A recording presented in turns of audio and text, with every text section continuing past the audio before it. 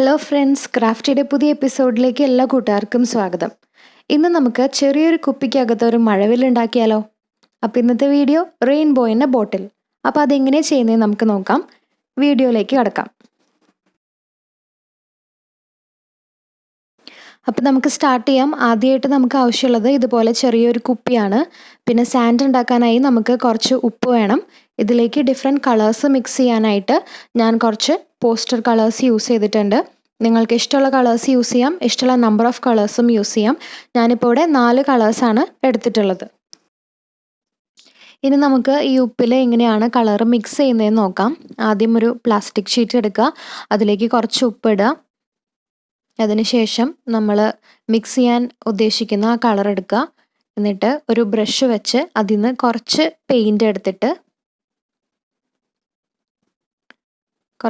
എടുത്തിട്ട് നമുക്ക് ആ പ്ലാസ്റ്റിക് ഷീറ്റിലേക്ക് വെക്കാം.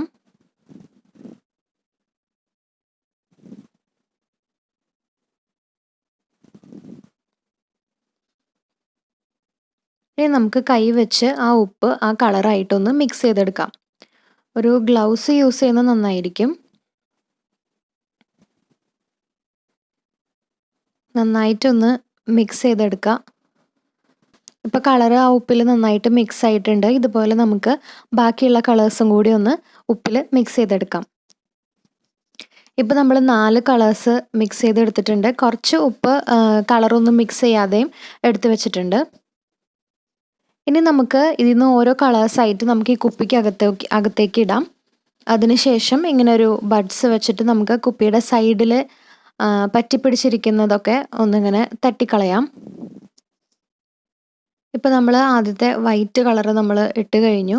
ഇനി നമുക്ക് ഇഷ്ടമുള്ള കളേഴ്സ് ഇങ്ങനെ ഓൾട്ടർനേറ്റ് ആയിട്ട് ഇതിനകത്തേക്ക് കുറച്ച് തിക്നെസ്സിൽ നമുക്ക് ഫില്ല് ചെയ്ത് ഇത് കംപ്ലീറ്റ് ചെയ്യാം. നമ്മൾ ഉപ്പ് കുപ്പിക്കകത്ത് ഫില്ല് ചെയ്തെടുക്കുമ്പോൾ ഒന്നെങ്കിൽ നമുക്ക് ഡയറക്റ്റ് കൈ വെച്ച് ഫില്ല് ചെയ്തെടുക്കാം. പക്ഷെ ചെറിയ കുപ്പി ആയതുകൊണ്ട് പുറത്തു പോകാൻ ചാൻസ് ഉണ്ട്. അപ്പോൾ നമുക്ക് ചെറിയൊരു പീസ് ഓഫ് പേപ്പർ എടുത്ത് ഇതുപോലെ ഫണൽ ഷേപ്പിലൊന്ന് ഫോൾഡ് ചെയ്തിട്ട് അത് യൂസ് ചെയ്ത് നമുക്ക് ഇങ്ങനെ ഫില്ല് ചെയ്തെടുക്കുകയാണെങ്കിൽ കുറച്ചും കൂടിയും എളുപ്പമായിരിക്കും. അപ്പോൾ അതുപോലെ നമ്മൾ ഓരോ കളേഴ്സും ഈ കുപ്പിക്കകത്ത് ഫില്ല് ചെയ്തെടുക്കാം.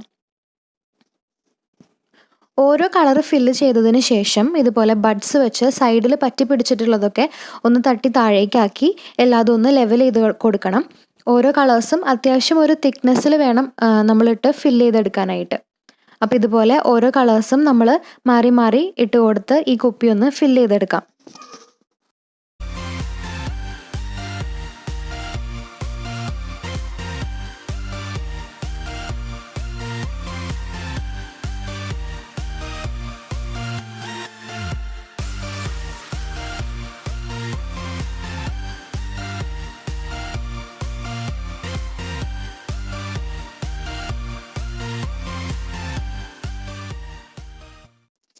അപ്പോൾ നമ്മൾ ഈ കുപ്പി കംപ്ലീറ്റ് ആയിട്ട് കളേഴ്സ് വെച്ച് ഫില്ല് ചെയ്ത് കഴിഞ്ഞു. ഇത് ഫില്ല് ചെയ്യുമ്പോൾ ഒരു കാര്യം ശ്രദ്ധിക്കണം, ഇടയിൽ ഗ്യാപ്പ് വരരുത്. ഓരോ കളേഴ്സും ഫില്ല് ചെയ്തതിന് ശേഷം ബഡ്സ് വെച്ച് നന്നായി അമർത്തി കൊടുക്കണം. ഗ്യാപ്പ് വരികയാണെങ്കിൽ എല്ലാ കളേഴ്സും തമ്മിൽ മിക്സ് ആയി പോകാൻ ചാൻസ് ഉണ്ട്.